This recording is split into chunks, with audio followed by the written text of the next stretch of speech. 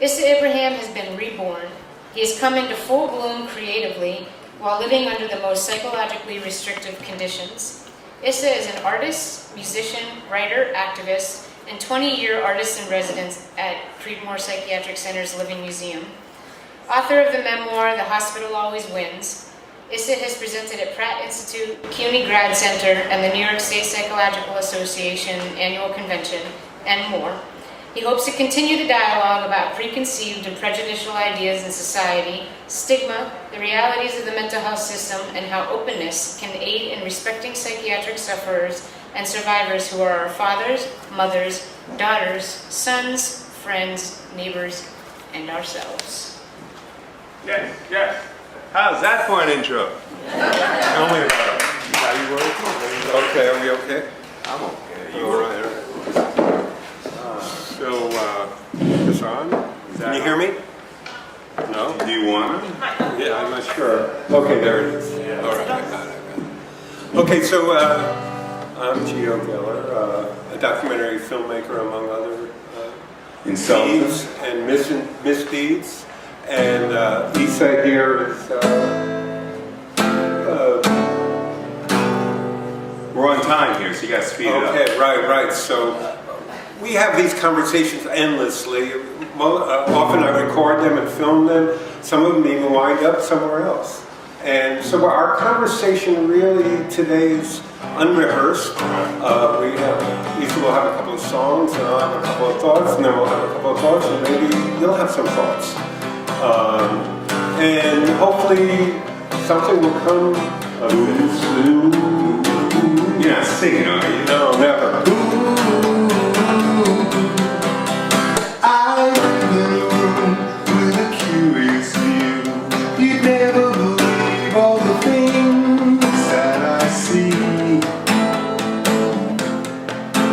The people in town all carry a frown inside of their empty wallets, looking for change. It's always in vain, but you really can't blame them.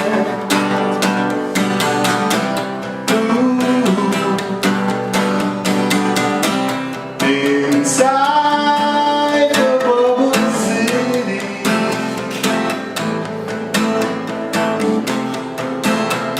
the workers, it seems, all bury your dreams and purple whatever remains under their feet. The bosses believe they do a good deed while pondering the going rates of their soul. Everything's out of control, but it looks very tranquil. Ooh. Inside the bubble city,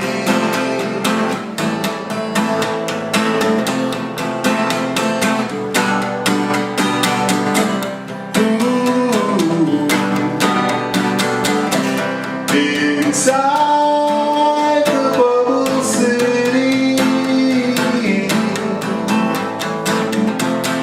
everywhere you go, there's someone to see. Everything you do, you don't want to be. In a room with you, with me.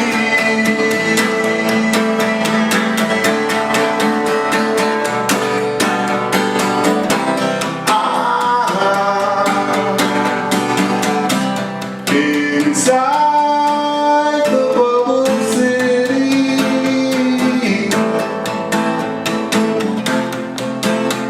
the faces are drawn, the mood is forlorn, and heaven forbid that you speak how you feel. I live in a room with a curious view. You'd never believe all the things that I've seen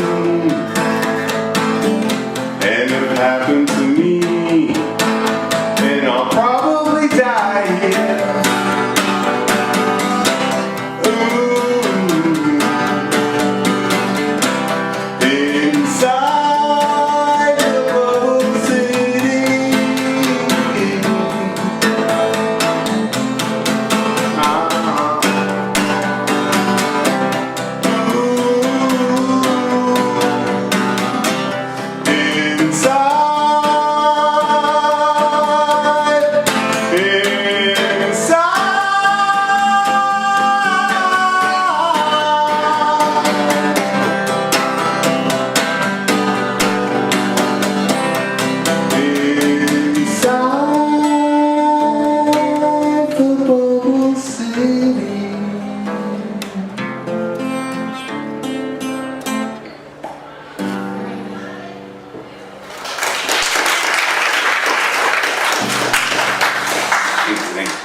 So on that note, can you tell us a little bit about what was going on in your mind, what was happening with that song? I wrote that in Creedmoor Psychiatric Center in one day out of many, many days that made 20 years in my stay there. I just got a hold of the guitar and started writing songs about my experience and what I was going through. It kept me going, really. It's a testament to the power of song, the power of art. Yeah. And your mind at that place was, what was that about? What do you mean? Your thoughts. I mean, just here you are in this bubble city in Creedmoor Psychiatric Center, and you're struggling to find meaning since we're in making new meaning. Right. Well, it's all in the song. It's all in the song. Yeah. Okay.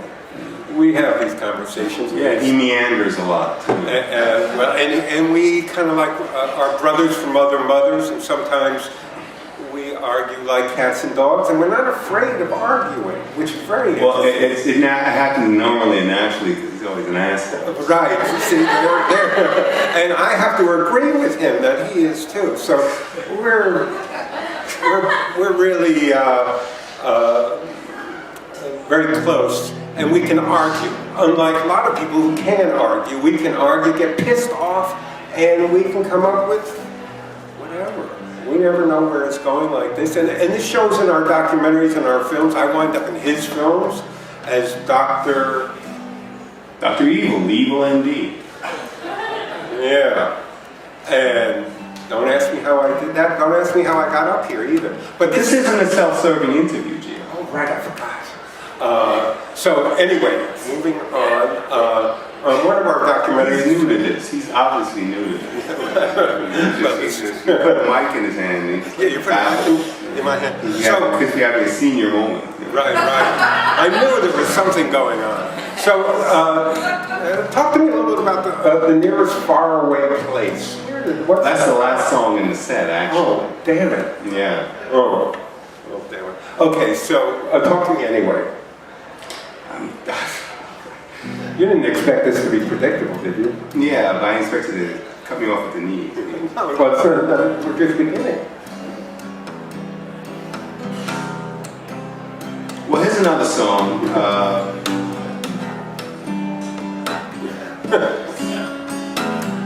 That kind of helped me get through it, helped me understand myself. Because there's not really any good therapy to be found in the State Psychiatric Center. There's no therapy to be found in the State Psychiatric Center. So I found myself becoming my own therapist. You know, through my paintings, which we do have a merch table in the back. That is the self-serving part of it. About self-serving. We do have a merch table. And you can see the paintings I did while I was in there that kind of helped me get through it. And there's plenty of music also there, and a book also, which took 20 years to write. But I found myself writing pop tunes that reflected my life. And I'd write them and think, well, that's a nice song. And then like 2 weeks later, I'd play it again for myself and go, wow. And I come to an understanding of myself through what I just wrote. It's like, you know, literary therapy or music therapy, which wasn't found there. I found it within myself, like a day or so after I did it. And that was probably one of the most revelatory things I discovered while I was there. That I could heal myself, or at least understand myself a little bit better through the things that I was doing. And here's a song that I was channeling Jobim when I wrote this.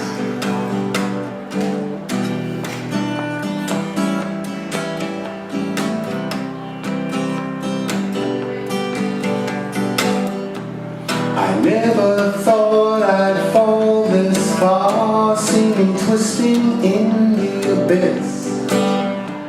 My life is passing before my eyes, never dreamed it would come to this unspeakable crime. A man out of time,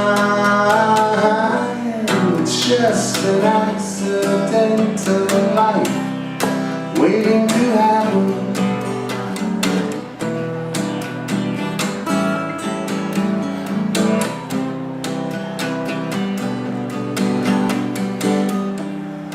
thought I needed the weed to escape what I was running from.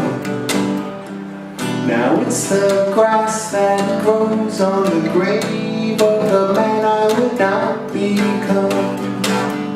While flying so high, my mother would die. It's just an accidental life waiting to happen.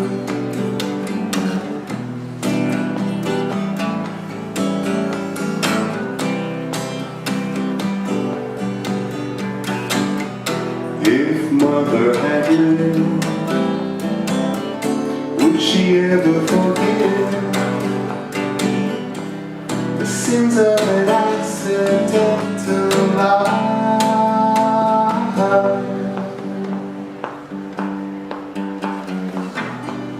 And now I hope I've been the worst that I will ever be. Finally caught a glimpse of the world that I was too blind to see. How long can I wait? It may be too late for just an accidental life waiting to happen. Accidental life. Accidental life. Accidental life. Accidental life.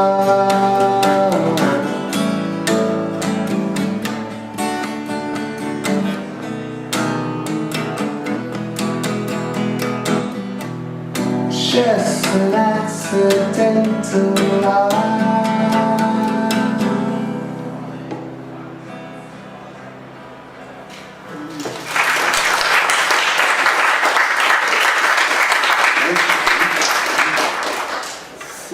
You know, I'm thinking, listening to your songs and thinking about the people here and about the meaning, and making new meaning. And on the way here, I was thinking about resilience, that your story has always been one that crept into my imagination as here's somebody who had resilience that I could learn something about. And Well, we have a class in September that you can all attend for, how much is it? We don't know yet, but it's going to be something. You got to pay something. Yes. But there is a class in September where I'll be teaching with Sasha Allman-DeBrule. That's right. We're teaching a class together about resilience and self-determination and deinstitutionalization, so you can hear all about it in September. well, can you tell us a little bit about it now, in terms of what is resilience to you? What is resilience? You know? Wow, that's a good question. I have to think about that. I'll tell you in September. You are self-promotion. So, you know, on his set list, I have to say, there's no numbers, so I didn't know that that was his last song until he just told me. Oh, God. Well, usually when things are go in order, you would think that that's the order they go. Usually. On board. Exactly. So, talk to me a little bit. You've been out now for how long? I got out on my birthday in 2009. Right. So it was like a rebirth day, actually. So, wow. And It meant a lot to me at the time, too, really. Because, you know, I was in this hermetically sealed building, Creedmoor Psychiatric Center, like most psychiatric centers in New York.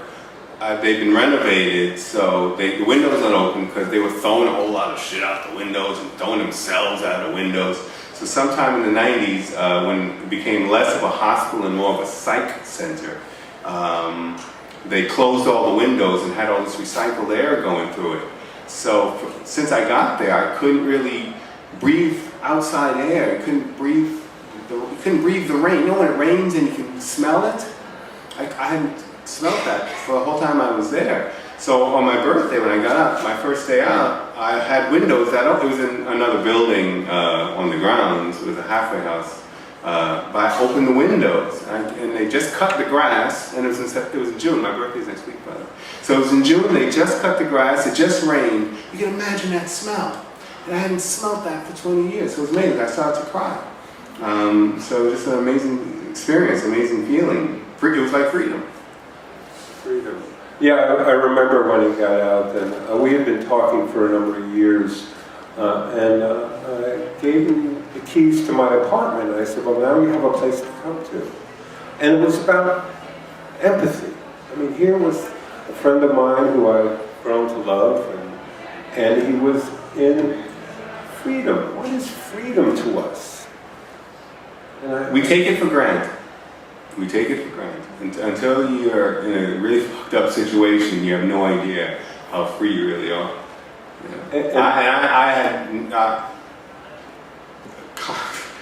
Being a black male in New York, you think I'd been arrested before, but I'd never been arrested before.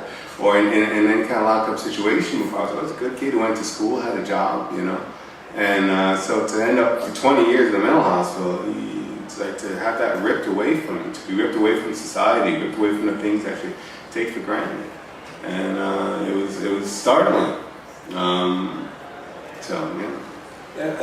And for me, being his friend, I looked at it and I said, wow, how do you articulate that or integrate that into yourself? And I wondered, well, if here he was in a mental hospital, what would life look like outside? Would it be any crazier, or would it be crazier? It is. It was. It was crazier, and it is crazier. I discovered that I got out to a mental hospital. I got out of a concentrated mental hospital to a general mental hospital. And it's gotten even worse, you know? So, anyway. But, I mean, the things that went on inside that place were also pretty messed up. Drugs, rampant drug use, crack, cocaine, whatever you could afford, you could get. And it was supplied from staff, actually, who were using that to offset their bills, you know. And there was a lot of sexual impropriety, which I kind of got embroiled in, unfortunately. Twice. But yeah, there was, you know, they're desperate people. They're people who work in places like that who are just like anybody else, who need a little bit of loving. And if they can come to work and get it, it was an incestuous place to begin with. They were all fucking each other.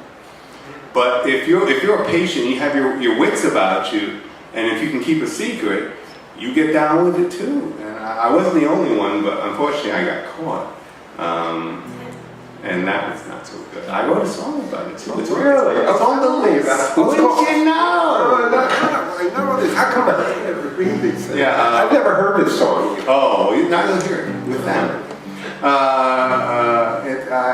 I got involved with a nurse who gave me this guitar, actually. So I mean, there were some good parts about it.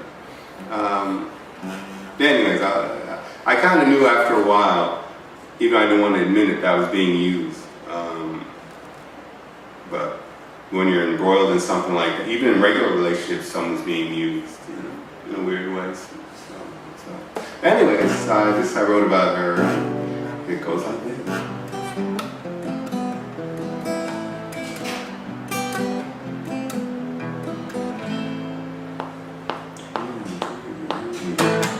Kissing with your lips shut tight.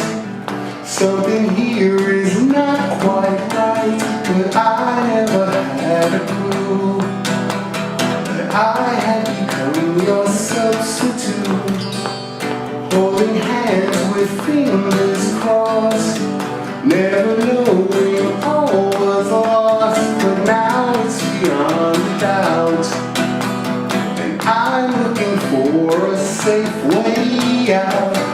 In another place and time, I wouldn't be a fool. In another place and time, you wouldn't be so cruel. Looks like we're through.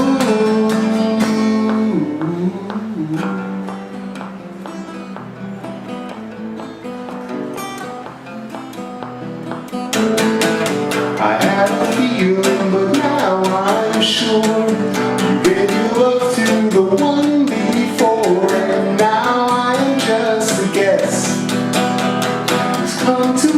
slice, there's nothing left.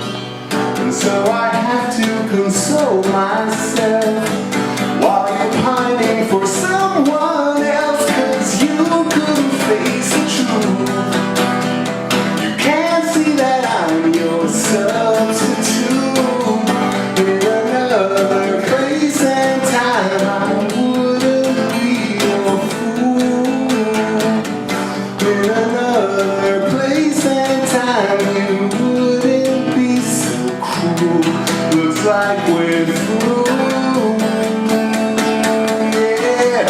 In another place and time, I wouldn't be your fool. In another place and time, you wouldn't be so cruel. Looks like we're through.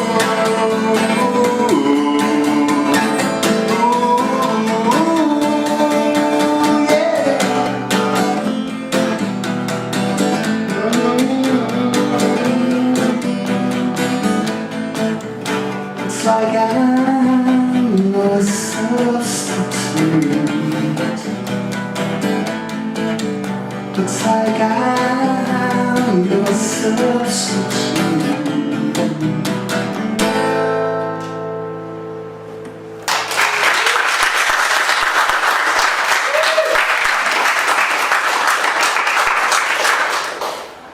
Okay.